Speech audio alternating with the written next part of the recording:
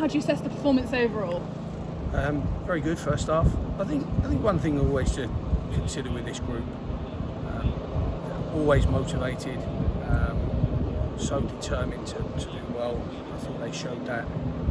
If you talk about the lasting emotion of Tuesday night, of you're 2-0 up and you draw, you do feel like you've lost. They didn't come out and play like they looked like they felt they lost. They came out very determined. And I thought obviously the first half was particularly impressive, and I picked an 11 that was all about ball recovery and energy and tenacity, and Dagnall epitomises that. But I thought, I know he might sound like teacher's pet, but I thought Worthington was incredible again. So I thought that really helped us, because the focus was always on regaining and attacking. And it was a good performance. And second half, apart from not the actual goal, but the lead up to the corner, I thought we managed the game really well.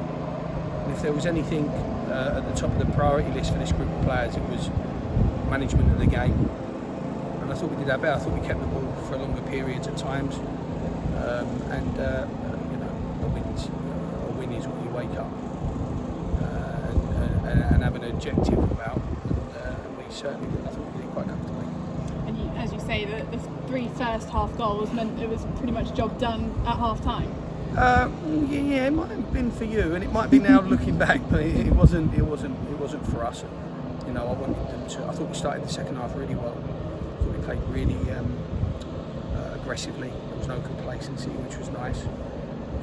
I think what I've found about this group is when Knowles and Nerf will fatigue, we find it more difficult to create offensive chances.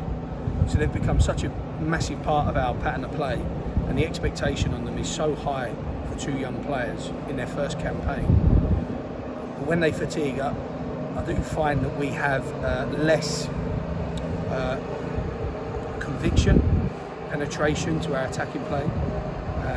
So it would be nice now for the first time in 11 weeks to be able to give them some well-earned rest.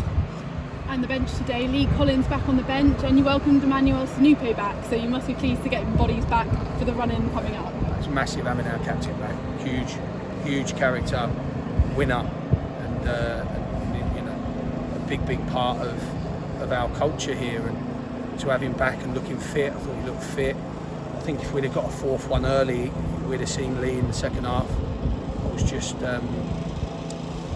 after the goal went in, it went to 3-1. I just thought, okay, let's keep the players out there that are physically in that zone. It might have been harder for Lee at 30 to kind of get into the pace of the game, and then if the worst happens, then a lot of he's highlighted in a big way. So I thought Sanupe, with his energy and his technical ability, I thought he'd be, and he was. He'd give us a nice impetus, and it allows us to then manage. We've been managing Worthington, Knowles and Nerfield, but it allows us to add Sanupe to the list, and it means that we'll get a fresher player, which, by what I've just kind of alluded to, gives us a bit more attacking quality. So, no, they're coming back. Wilkinson will be back on the grass Monday, so hopefully in time. And you don't have a midweek game, just Good Friday away at Altrincham. How good is that to give the boys a little bit of a rest and actually get a full week of training in? Yeah. Well, some need a full week of training, like you said, but some need 2 days. They need their bodies and their minds. It's constant preparation, it's constant analysis, it's constant mental fatigue of you've got to understand the opponent you're playing against, these are his qualities.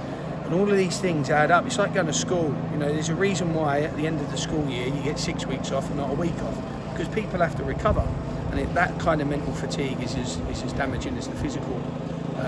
It's the physical load. But no, it gives us a good chance to really push Lee on. It gives us a real good chance to push Emmanuel on, Orby, all of those players. But it gives us a chance to give a few of them a rest. And Albie Skendies and Max Hunt, they are screaming for a breather. So.